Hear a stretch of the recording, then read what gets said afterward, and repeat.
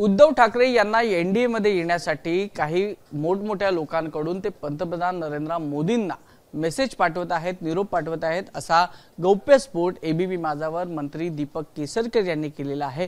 यावर बातचीत करण्यासाठी आपल्यासोबत संजय शिरसाट आहेत, जे आमदार आहेत आणि प्रवक्ते देखील आहेत। शिरसाट साहेब, ज्या पद्धतीने केसरकर साहेब म्हणतात की काही निरोप पाठवले जातात, जर उद्धव ठाकरे एनडीएचा घटक झाले तर आपल्याला हे मान्य असेल का? त्यांनी काय निर्णय घ्यायचा आहे पहिला एकदा त्यांना घेऊ द्या, परंतु ह्या चर्चा जरूर आहेत की ते असा प्रयत्न करतात। त्याचं मागचं कारण असं आहे की त्यांनी ज्यांच्यावर विश्वास ठेवला, काँग्रेस आणि शरद पवारची राष्ट्रवादी, त्यांना या निवडणुकीमध्ये त्यांनी धोका दिला आहे। एवढं मात्र निश्चित आहे, ते सुद्धा मान्य करतील, त्यांचे सहकारी मान्य करतील। तो सकाळचा भोंगा त्यांनी आजच सांगितलं की काउंटिंग होऊ द्या, मग मी पाहतो, म्हणजे त्यांनी बायावर केलेल्या आहेत। याचा अर्थ असा होतो, वाईट या गोष्टीचं वाटतं, ज्यांच्यावर विश्वास ठेवायला पाहिजे होता, म्हणजे आमच्यावर जो विश्वास ठेवायला पाहिजे होता तो त्यांनी ठेवला नाही, आणि ज्यांच्यावर विश्वास ठेवला त्यांनी त्यांचा घात केला। म्हणून कदाचित त्या सगळ्या प्रकार पाहून ते एनडीकडे जाण्यामध्ये इंटरेस्टेड असावेत असं मला वाटतं। ते जरी इंटरेस्टेड असली तरी आपण ज्या पक्षातून आलेला आहात, तर त्या पक्षासोबत आपण कसा संसार थाटणार परत भविष्यात? आमची आयडियोलॉजी वेगळी होती, आम्ही शिवसेना प्रमुखाच्या भूमिकेशी बांधील होतो। त्यांना जर यायचं असेल तर त्याच शिवसेना प्रमुखाच्या भूमिकेशी बांधील राहावं लागणार आहे। म्हणजे गर्वकच हिंदू ही घोषणा द्यावी लागेल, जमलेल्या माझ्या तमाम हिंदू बांधवांना भगिनींना म्हणावं लागेल।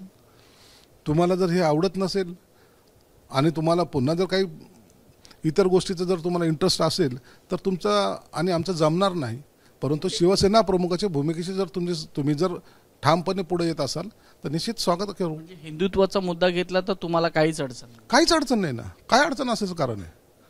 काही अडचण नाही। मग तुम्ही एक होण्यामध्ये पण काही अडचण येऊ शकत नाही अशी देखील चर्चा की तुम्ही दोघं मर्ज होऊ शकता अशी देखील चर्चा। आता हे जरतरच्या गोष्टी आहेत, वेळ येऊ द्या, त्या टायमाला निश्चित यावरची भूमिका एकनाथ शिंदे साहेब स्पष्ट करतील। पण असं नाही वाटत जर एनडीएचा घटक पक्ष जर उद्धव ठाकरे झाले तर तुमच्या पक्षाचं महत्त्व कमी होऊ शकतं? कारण का ज्या सर्वेमध्ये जागा दाखवल्या जातात त्या तुम्ही मायनसमध्ये आहात आणि उद्धव ठाकरे प्लसमध्ये। असं नाहीये, तुमचा सर्वे आहे, अंदाज आहे।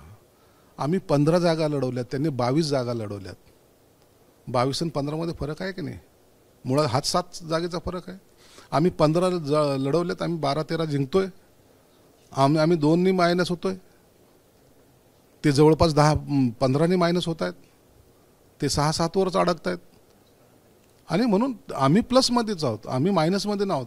आमची भूमिका ही सर्वसामान्य माणसाने ॲक्सेप्ट केलेली आहे। तुमचं महत्त्व कमी होणार नाही असं तुम्हाला वाटत? नाही, आमचं महत्त्व कमी व्हायचं काय कारण काय? आता बघा, कोणी जर आमच्या भूमिकेशी आमच्या सहमत असेल आणि आमचा गरज आम्हाला नाही, गरज त्यांना आहे, ते येत असेल तर त्याच्यावर हा विचार केला जाईल। कॅमेरा पर्सन सचिन शिंदेसह वैभव परब, एबीपी माझा, मुंबई। एबीपी माझा, उघडा डोळे बघा नीट।